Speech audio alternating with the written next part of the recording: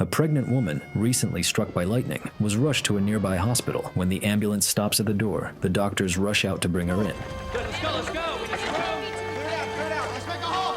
Her husband, Greg, waits by the door for her results. As he sits in the waiting room, a doctor approaches him and delivers the grim news that his wife didn't survive. Anna didn't make it, Greg. Doctors could save only the child, but the child has some abnormalities. They can already tell that the newborn is pale and colorless. He is an albino. He has no pigmentation. The doctor tells Greg that it is genetic. Greg asks if it is limited to the skin, but the doctor tells him the child's eyes are also pale and sensitive to light. I want to see him. Greg insists on seeing his baby. The doctor warns that a baby experiences everything his mother experiences. Despite this, Greg wants to see his baby. When Greg arrives and looks at the baby inside the incubator, he is unsettled. Brainwave monitors are spiking unusually. Overwhelmed, the father breaks down, insisting the child isn't his. Not my son. The baby keeps crying as Greg breaks down in front of him. The doctor leads him away, trying to calm him down. I say let's go.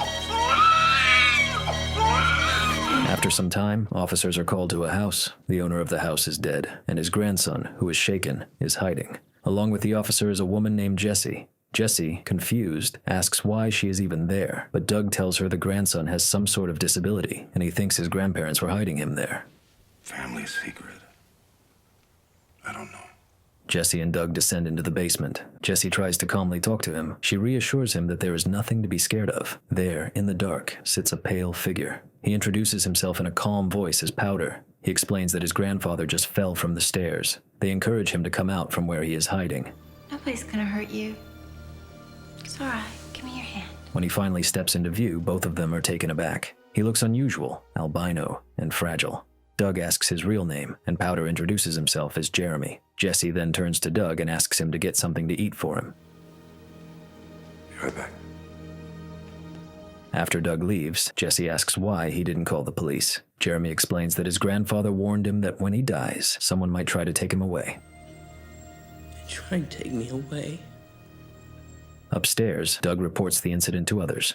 Back in the basement, Jessie asks Jeremy if he really lives here, and he tells her that he only comes down when the sun is strong. He explains his extreme sensitivity to sunlight. Even sunglasses offer little relief on bright days. Jessie suggests using contact lenses made to protect from the sun, but they are too expensive. When's the last time you were in school? I've never been to school. When she asks if he has ever been to school, Jeremy tells her that he never attended. Despite this, Powder had a powerful mind. He devoured books and remembered every word. When Jessie tested him, naming any page from a book, Powder recited it perfectly. His memory was flawless. He had absorbed the contents of his entire personal library. I knew them all. Dressed in his late grandfather's suit and wearing tinted glasses, Powder finally stepped out of the basement. He hesitates before walking out, but eventually he does. Standing by the door, Jessie tries to comfort him, telling him not to be scared, but he says he is not. You're afraid for me. As he walks past the police cars, a siren suddenly activates without reason. The cops rush to turn them off. Jeremy gets in the car with Jessie and leaves. Only then does the sheriff notice something odd. The roof is covered in lightning rods. The deputy mentions another strange detail. The grandfather's corpse had shown signs of electrical saturation, as if jolted by a defibrillator. Doug asks if he's trying to say the boy killed his grandfather, and the deputy tells him Jeremy is more than an albino. That is spooky. In the car, Jeremy sees everything, amused. He plays with the car window and looks around. Jessie decides to take Powder to the nearby town of Witten. She takes him to a boys' orphanage. Don't let them fool you. They spend most of their time trying to look tough. As they get out of the car and walk to the orphanage, the boys that were playing look at him in amusement. His appearance is unlike anything they've seen. I've never seen anything like him. Jessie goes into her office to talk to someone over the phone. She attempts to convince the person on the other end to let Jeremy in. Jessie, observing him closely, confides in the person. Despite Jeremy's intelligence, he behaves with the naivety of a child, someone deeply disconnected from the real world. While she is inside talking on the phone, Powder waits by the door. As he sits there, he notices the boys from earlier peeking at him. Jeremy is then enrolled there, under the name Powder. Almost immediately, his presence draws attention. In the cafeteria, he sits alone. A group of bullies, led by a boy named John, surrounds him. They mock his pale skin. They ask why he looks like that, calling him a vampire. Jeremy stays quiet, not wanting to engage in the back and forth with them, but they keep going, asking if he just got out of a cancer camp. Jeremy then glances up, and John orders him not to look at him. He says he doesn't like his eyes. Jeremy turns and starts looking down at his meal, but John doesn't stop there. He takes the plate away. John announces a test for new students. Either balance a spoon on your nose or do something far more humiliating. Powder picks up the spoon and starts to rub it. John, confused, asks what he is doing, but Powder silently places it on the table. It stands upright, unnaturally still. Then all the surrounding cutlery flies toward it, as if pulled by a magnet. The room freezes. Everyone stays silent, looking at the pile of cutlery gathered in front of them. Without touching anything else, another spoon leaps onto the structure, causing it to collapse. The room remains in stunned silence. Jeremy smiles faintly. John does not. He looks at him with a mix of anger and fear. Meanwhile, Sheriff Doug grapples with problems of his own. His relationship with his son is strained. He goes to his house and finds his son by the door. The son calls him Papa, but Doug passes by him, and his son gets into the car and leaves. Doug watches him go, then enters his house. Inside, he is welcomed by the nurse. She asks if he found his son, Stephen. Doug stays silent, and the nurse starts to tell him that Stephen had stayed for 3 hours. His wife is now better because she had seen her son. His wife, Emma, is terminally ill, suffering through unbearable pain. Get her more good than them painkillers. She then starts to tell him what she heard earlier. Rumors about the strange new boy have already spread throughout town. Even the nurse voices her disapproval, openly insulting Jeremy. The sheriff, however, defends him, telling her he is not what people say he is. Retarded is not. Meanwhile, a local doctor runs a medical check on Jeremy and finds nothing abnormal. Physically, he's perfectly healthy. The only thing that seems unusual is the absence of head and body hair. But apart from that, everything is healthy. He's a very healthy young man. In fact, with all that farm work, I'd say you're in damn fine shape. Special lenses are arranged to help him cope with his sensitivity to light. The doctor tells her they will be ready in time for the county fair. He asks if they will be there, and Jesse confirms some of them will attend. She then thanks him and leaves. Good day, Mr. Jeremy Reed. After the doctor leaves, Jesse turns to Jeremy and tells him about a local school. She encourages him to join, and he agrees to attend if his contacts will be ready by then. On his first day, now equipped with protective lenses, Jeremy steps off the bus. His arrival halts conversations and turns heads across the schoolyard. Jeremy walks past them, trying to ignore the attention directed at him. Hey. After this, he attends his first class. Physics is taught by a quirky teacher named Donald. He introduces the class to a Jacob's ladder, a device that demonstrates electricity by creating climbing arcs of current. That's pretty good. Don't I bring you good entertainment? During the demonstration, things take a sudden and strange turn as the electric arcs from the Jacob's ladder dance through the air. Jeremy's body begins to react. Electricity surges through him, into his body, and then out again. He rises off the ground, suspended in midair, levitating as the current pulses around him. The teacher, panicked, smashes the device to stop the reaction. When Donald reaches out to help, a current jumps from Jeremy's body into his own. He gets shocked. After the incident, Jeremy is taken to the hospital. Doug rushes to the hospital to check on Jeremy. The deputy tells him reporters have gathered outside, but Doug blocks their access and tells the deputy to send them away. The deputy warns him they won't leave unless someone talks to them, but Doug insists they not be let in. God damn it, Doug. I sound like a moron. I say more than 5 words to those people, and you know it. Inside, Doug finds Donald arguing with the doctor. Donald tried to visit Jeremy, but the doctor refuses to let him in.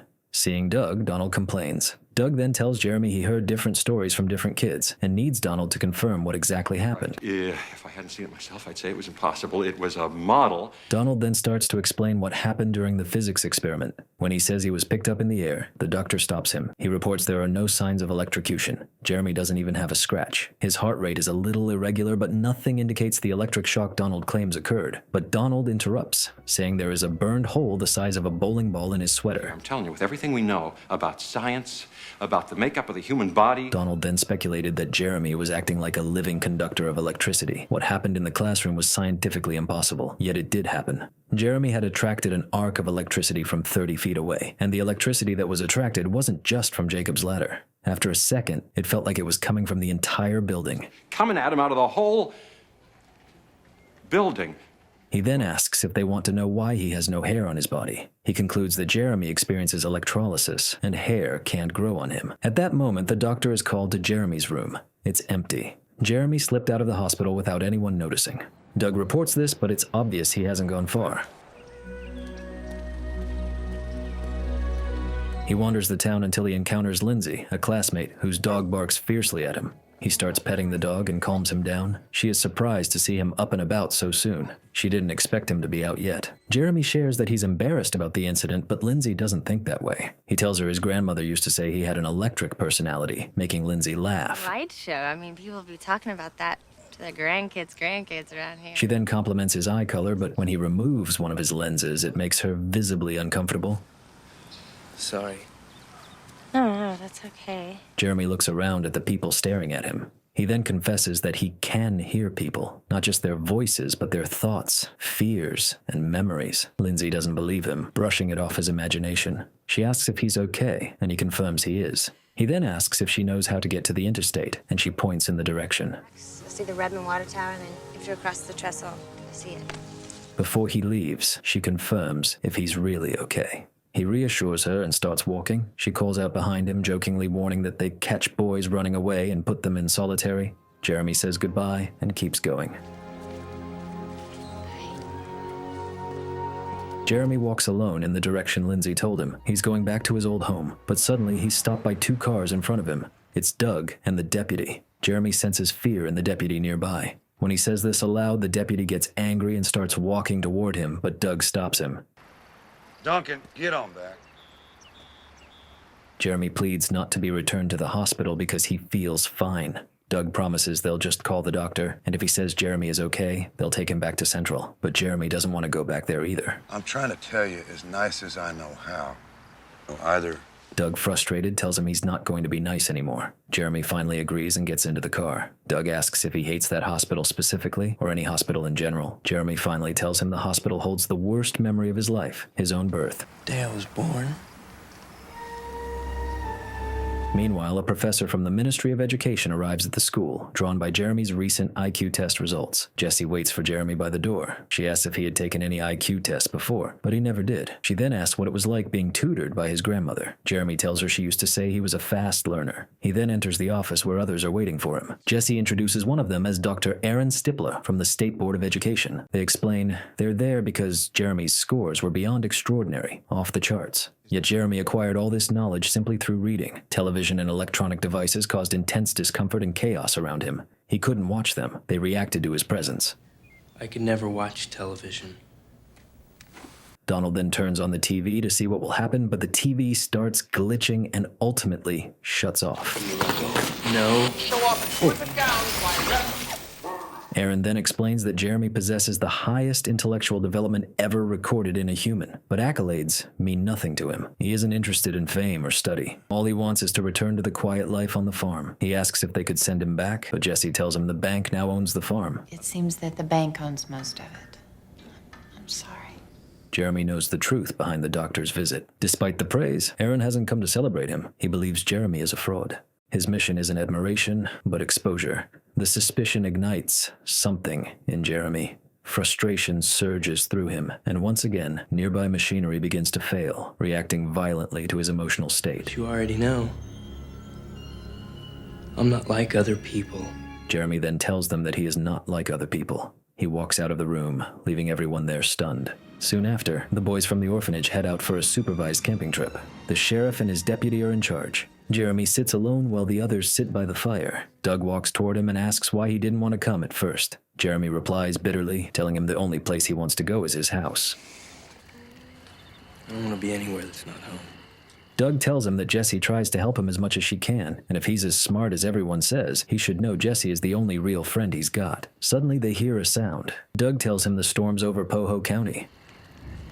A thunderstorm comes up. I can feel it inside. Jeremy then explains he can feel it when a storm is approaching, not through weather forecasts, but deep within his body. His grandmother used to think lightning was God. Lightning had taken his mother. The memory haunted him, and storms filled him with dread. When Doug asks if his grandparents told him about his mother's death, Jeremy simply says he remembers it, even though he was still in the womb. He then gets up and walks away. He walks into the forest. While there, strange things begin to happen. Lizards emerge from the underbrush, surrounding Jeremy. He kneels, picks one up, and starts observing it. Then suddenly, Mitch and John appear behind him. The lizards quickly hide, and Jeremy, without looking, identifies who they are. They ask what he's doing deep in the forest, and Jeremy, as always, stays silent. John holds a rifle, its barrel pointed at Jeremy. Right now, man. One less freak in the freak show. Jeremy nervously tries to stop him, but John keeps threatening him. Before anything can escalate, a shot rings out nearby. The boys rush to see what was shot. The deputy had fired at a deer and struck it. The animal collapses, struggling in agony.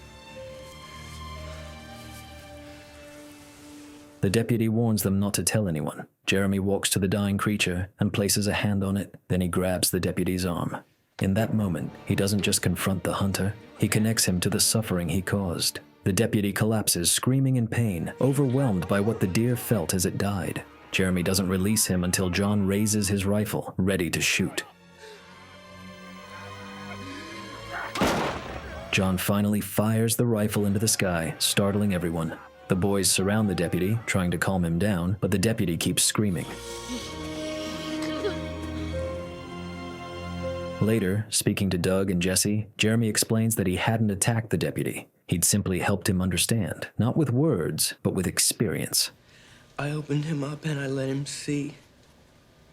But the toll had grown heavy. Jeremy no longer wanted visitors. Even Jesse, who once seemed like an ally, now felt like just another person pretending to care. In a surge of despair, Jeremy unleashed his mind again, this time destroying the office without touching a thing. He was done explaining himself. He tells her a friend wouldn't do the things she's doing. He wants only one thing, to go home.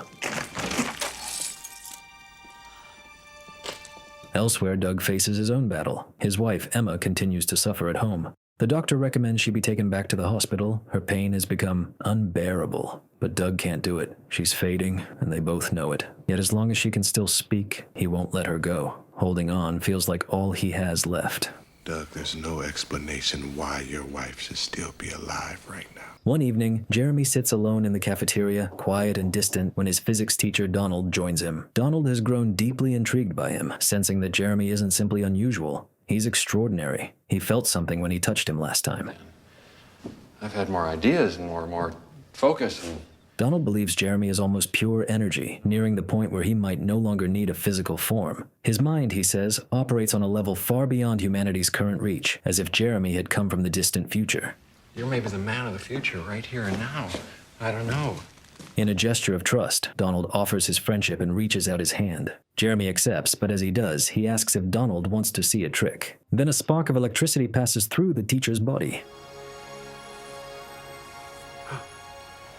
Jeremy explained that his grandparents had always feared touching him. The power within him had always kept others at a distance.